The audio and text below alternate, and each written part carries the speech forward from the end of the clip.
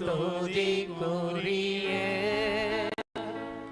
பரிசுத்த கருணைக்கு பக்தியாய் ஆராதனை எத்திசையும் புரிவோம்.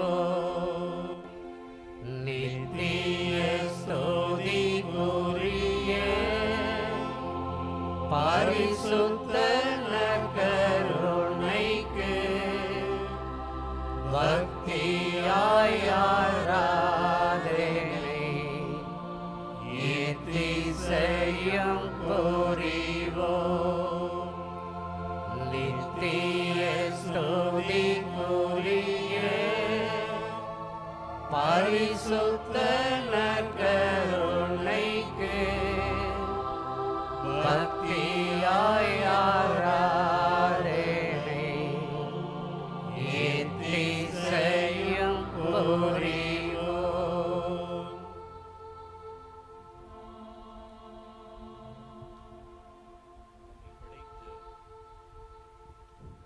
நம்மை படைத்த ஆண்டவர் இதோ இந்த நற்கருணையிலே பிரசன்னமாக இருக்கின்றார். இந்த ஆண்டவரை உற்று நோக்கி பார்ப்போம். நம்முடைய வாழ்விலே பல உறவுகள் இருக்கிறது.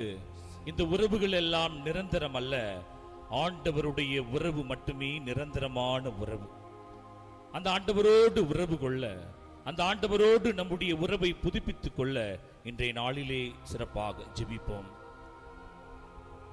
கண்களை மூடி நான் பாடுவதை திரும்ப பாடவும். தந்தையே இறைவா, உம்மில் மகிழ்ந்து ஆராதிக்கின்றோம், புகழ்கின்றோம். இம்முடல் ஆன்மா ஆவி அனைத்தும் உம் பாதம் வைத்து பணிகின்றோம். பாடுவோம். தந்தை இறைவா, உம்மில் மகிழ்ந்து ஆராதிக்கின்றோம், புகழ்கின்றோம். என்னுடல் ஆன்மா ஆவி அனைத்தும் உம் பாதம் வைத்து பணிகின்றோம்.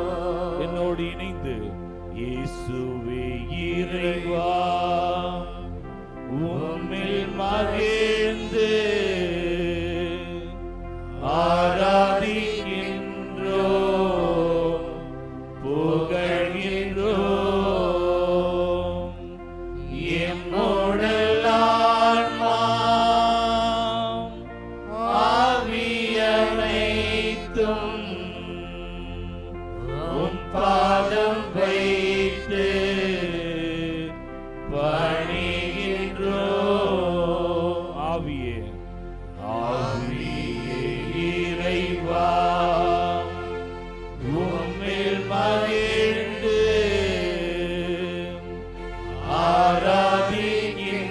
ஆராதிக்கின்றோம், புகழ்கின்றோம். என்னுடல் ஆன்மா ஆவி அனைத்தும் உம் பாதம் வைத்து பணிகின்றோம், உம் பாதம் வைத்து பணிகின்றோம். Praise the Lord. Praise the Lord. Praise the Lord. Praise the Lord. அனைவரும் அமர்வோமா? நம்முடைய வாழ்விலே பல வகையான உறவுகளோடு வாழ்ந்து கொண்டிருக்கின்றோம். உங்கள் அனைவருக்கும் தெரிந்த ஒரு பழைய பாடல், வீடு வரை உறவு, வீதி வரை மனைவி, காடு வரை பிள்ளை, கடைசி வரை யாரோ. ஆனால் கடைசி வரையும் நம்மோடு இருந்து நம்மை வழி நடத்துகின்றவர் நம் ஆண்டவராகிய இயேசு கிறிஸ்து. Praise the Lord. Praise the Lord. Praise the Lord. இந்த உலகிலே எல்லா உறவுகளும் உங்களை கைவிட்டு விடலாம், ஆனால் ஆண்டவர் ஒருவர் மட்டுமே என்றும் நம்மோடு இருந்து கொண்டிருக்கிறார். கைத்தட்டி அந்த ஆண்டவருக்கு ஒரு நன்றி சொல்லலாமா? ஒரு பங்கிலே தியானம் முடித்த பிறகு ஒருவர் என்னை வந்து அழைத்தார். ஃபாதர், உங்களை அந்த பாட்டி கூப்பிடுறாங்க ஃபாதர் அப்படின்னு. நான் உடனே அந்த பாட்டி பக்கத்துல போனேன். சாமி, நல்லா பிரசங்க வச்சு சாமி. ஓகேம்மா, நல்லா சாப்பிடு சாமி, சாப்பிட்டு உடம்ப கொஞ்சம் தேத்துன்னு. எனக்கு ஒரே டவுட் வந்துச்சு, சாப்பிட்டு உடம்ப நான் தேத்தணுமா? ஏற்கனவே தேத்தி தானே இருக்கேன்னு. அப்புறம் பாட்டி சொல்லிச்சு என்கிட்ட திரும்பி, சாமி எனக்கு 2 பிள்ளைங்க சாமி, ஒரு பிள்ளை அமெரிக்காவில் இருக்கிறாரு, இன்னொரு பிள்ளை வேற நாட்டில் இருக்கிறாருன்னு சொல்லிச்சு. முன்பெல்லாம் தினமும் திருப்பலிக்கு வருவேன், ஆராதனைக்கு வந்துடுவேன், திருப்பலிக்கு வந்துடுவேன்.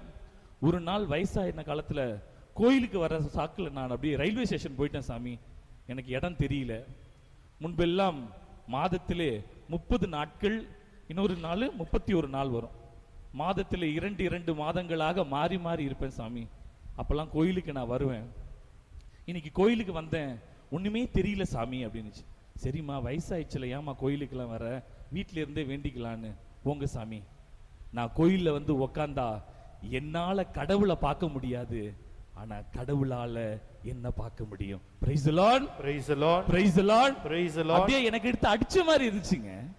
ஒரு வயதான பாட்டி எப்படிப்பட்ட ஒரு நம்பிக்கையை வைத்திருக்கின்றார். ஏனென்றால் கடவுளோடு நான் உறவை வைத்துக் கொள்கிறேன், என்னால் பார்க்க இயலாது, ஆனால் ஆண்டவருடைய கண்ணினுடைய பார்வையிலே நான் இருப்பேன். அதுதான் உறவு.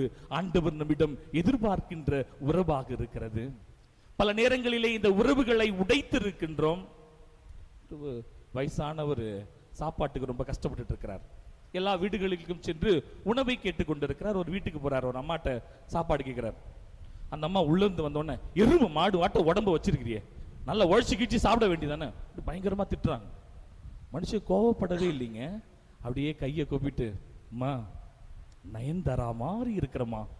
இந்த அம்மாவுக்கு ஒரே சிரிப்பு. கொஞ்ச நேரத்தில் தப்பு தப்புன்னு அழுவுது.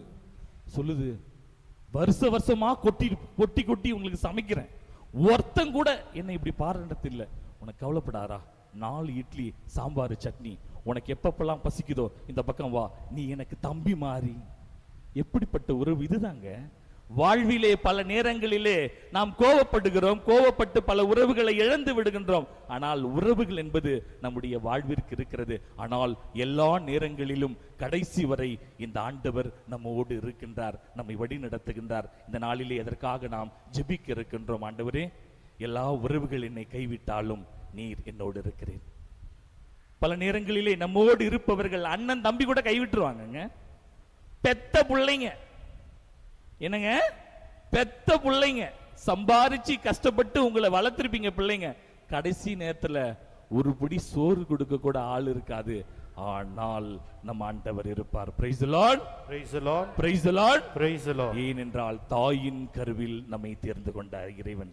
அதனால் ஒரு பாட்டு பாடுவான், சொந்தம் என்று சொல்லிக்கொள்ள உம்மை விட யாரும் இல்லை. கரெக்டா ஜாக்கம்மா? கரெக்ட் தானா? சொந்தம் என்று சொல்லிக்கொள்ள உம்மை விட யாரும் இல்லை. எழுந்திருக்கலாமா? நல்ல கரங்களை தட்டி அந்த ஆண்டவரை மகிமைப்படுத்தி, ஆண்டவரே, சொந்தம் என்று சொல்லிக்கொள்ள இந்த உலகிலே யாரும் இல்லை, ஆனால் நீ இருக்கிறாய் என்ற விசுவாசத்தோடு நம்பிக்கையோடு இன்றைய நாளிலே வந்திருக்கிறேன். ஒப்பு கொடுத்து ஜெபிக்கிறேன், நீ என்னை ஆசீர்வதி என்று ஜெபிப்போம். சொந்தம் என்று சொல்லிக்கொள்ள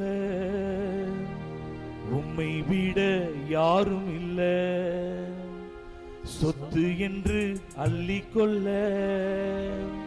உம்மை விட ஏதும் இல்ல. இயேசுவே இயேசுவே எல்லாம் இயேசுவே, எல்லாம் இயேசுவே இயேசுவே எல்லாம் இயேசுவே. சொந்தம் என்று சொல்லிக்கொள்ள உம்மை விட யாரும் இல்ல, சொத்து என்று அள்ளிக்கொள்ள உம்மை விட ஏதும் இல்ல. கை தூக்கி, இயேசுவே இயேசுவே எல்லாம்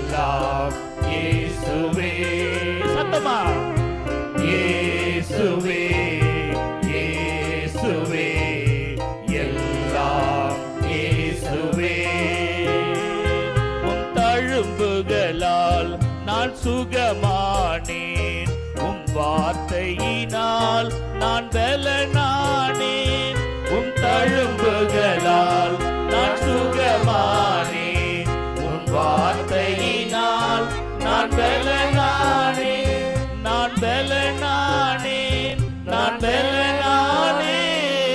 சொந்தம் என்று சொல்லிக்கொள்ள உம்மை விட யாரும் இல்ல, சொத்து என்று அள்ளிக்கொள்ள உம்மை விட ஏதுமில்ல. கைதூக்கி இயேசுவே இயேசுவே எல்லாம் இயேசுவே, எல்லாரும் இயேசுவே இயேசுவே